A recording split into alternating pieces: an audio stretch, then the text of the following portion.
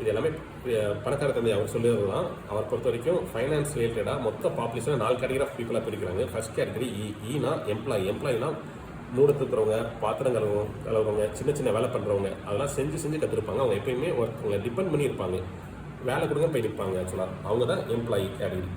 இவங்க எப்பயுமே ஃபைனான்ஸில் கீழே தான் இருப்பாங்கிறாங்க. இவங்களுக்கு மேலே பெட்டராக ஃபைனான்ஸில் யாருப்பா கேட்டால் அடுத்து எஸ்னா செல்ஃப் எம்ப்ளாய்மெண்ட். செல்ஃப் எம்ப்ளாய்மெண்ட்னா முதல்ல ஒரு ஸ்கில் கற்றுக்குருவாங்க, அதை வச்சு அவங்களே கீப் பண்ணிக்குவாங்க. அவங்க யாரையும் டிபெண்ட் பண்ணி இருக்குன்னு தேவைப்படாது. எக்ஸாம்பிள் டாக்டர்ஸ், அவங்க எம்பிபிஎஸ் முடிச்சுட்டு அவங்களே ஒரு கிளினிக் படுக்கலாம், ஒரு டெய்லிங் வந்துட்டா ஒரு டெய்லிங் ஷாப், ஒரு லா முடிச்சா ஒரு கன்சல்டிங் ஆஃபீஸ், இந்த மாதிரி அவங்களே கீப் பண்ணிக்கலாம். அவங்க யாரும் டிபெண்ட் பண்ணி இருக்குன்னு தேவைப்படாது. இவங்க எம்ப்ளாயோட எப்பயுமே ஃபைனான்ஸில் பெட்டர் இருப்பாங்க.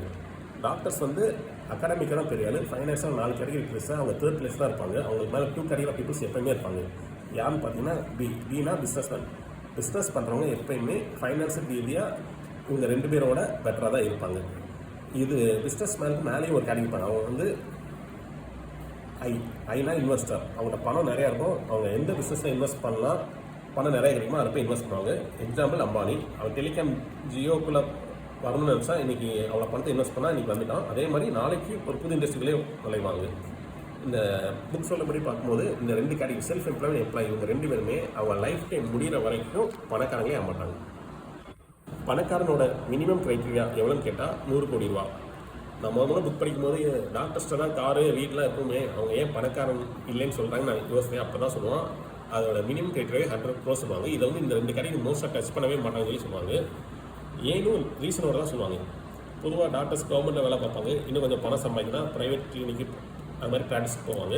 அதே மாதிரி இப்போ ஒருத்தர் மூடை தூக்குறான், ஒரு 50 மூடை தூக்குறான்னா இன்னும் கொஞ்சம் மூடை சேர்த்து தூக்குவான். சொல்லலாம் இந்த 2 கேட்டகரி என்ன தெரியும்னா, கூட கொஞ்சம் நேரம் வேலை பண்ணால் கூட கொஞ்சம் பணம் சம்பாதிக்கலாம்னு தெரியும். பட் இதில் ஒரே பிரச்சனை டைம் தான்.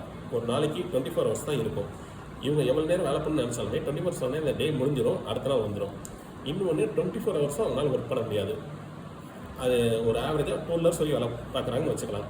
அதே மாதிரி 30 yearsல வேலை பார்க்குற மாதிரி 40s முடியாது, 40s மாதிரி 50s முடியாது, 50s மாதிரி 60s முடியாது. ஒரு டாக்டராக 30 வயசு வேலை பார்க்க ஆரம்பிச்சு 60 வயசு வரைக்கும் வேலை பார்த்தா கூட செலவெல்லாம் போக எத்தனை கோடி சேர்த்துருப்பாங்கன்னு பார்த்தீங்கன்னா கண்டிப்பாக 100 கோடி வராது. ஆக்சுவலாக இந்த 2 கேட்டகரியில் டாக்டர்ஸ்